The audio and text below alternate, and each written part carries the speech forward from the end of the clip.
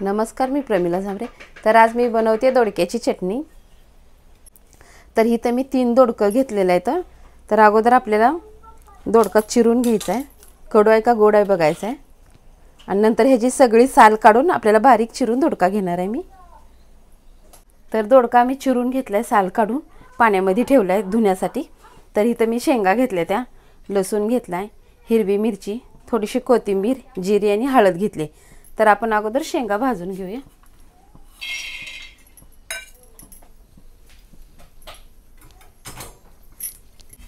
तर थोडंसं तेल टाकून मी छान अशा शेंगा भाजून घेतलेल्या आहेत त्या। तर आता ही शेंगा एका प्लेटमध्ये मी काढून घेते। शेंगा मिरची सगळं सोबत छान भाजत नाही, म्हणून मी फक्त शेंगा अगोदर भाजून घेतलेल्या आहेत त्या।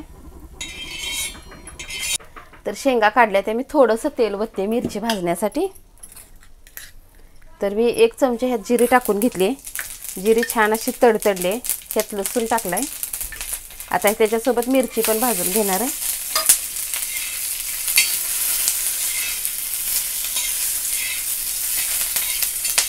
तर बघा, मिरची आणि लसूण जिरे छान असं भाजून झाले तेलामध्ये। मी ह्याला एका प्लेटमध्ये काढून घेते। वेगळं वेगळं भाजलं म्हणजे छान भाजतंय, सगळं एकत्र चांगलं भाजलं जात नाही। तर मी मिरची काढून घेतली, थोडंसं तेल ओतले, त्यात मी कढीपाला टाकते। कढीपाला छान असा तळू द्यायचा आपल्याला अगोदर। तर कढीपाला चांगला तळलाय, मी ह्यात दोडका टाकून घेते। तर त्या तेलावर आपल्याला चांगला दोडका पण भाजून घ्यायचा आहे। तर ह्यात चवीनुसार मी मीठ टाकून घेते, म्हणजे पटकन मऊ पण होतंय, शिजतंय पण, आणि भाजला पण पटकन जातंय।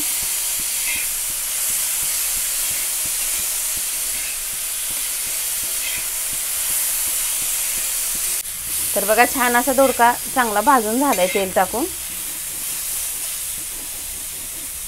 तर ह्याच्यात मी थोडीशी हळद टाकून घेतली, जे आपण मगाशी सगळं मिरची लसूण जिरे भाजलेली आहे का, ते सगळं आता भाजल्यानंतर मी एक ठिकाणी करायला लागले।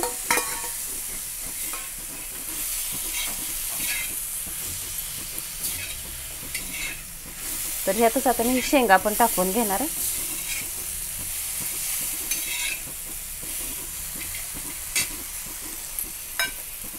भाजल्यानंतर एकत्र केले, आणि सगळं जर एकत्र म्हणलं तर छान भाजलं जात नाही। थोडीशी कोथिंबीर टाकून घेतले, छान असं आता मिक्स करून घेते 1 मिनिटभर।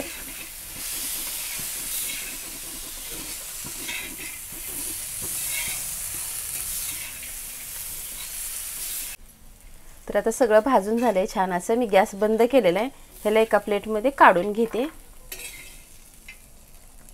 तर ही गरम आहे, थोडंसं थंड करून घेते। तर ही थंड झाल्यानंतर आपण ह्याची चटणी बनवून घेऊया। तर थंड झाल्यानंतर मी मिक्सरला वाटून घेतले।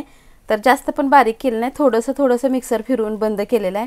तर छान अशी मी आज दोडक्याचा ठेचा बनवलेला आहे। तुम्हीही अशा पद्धतीने बनवून बघा। माझा व्हिडिओ आवडला तर नक्कीच लाईक करा, सबस्क्राईब करा, बेल आयकॉनवर क्लिक करा।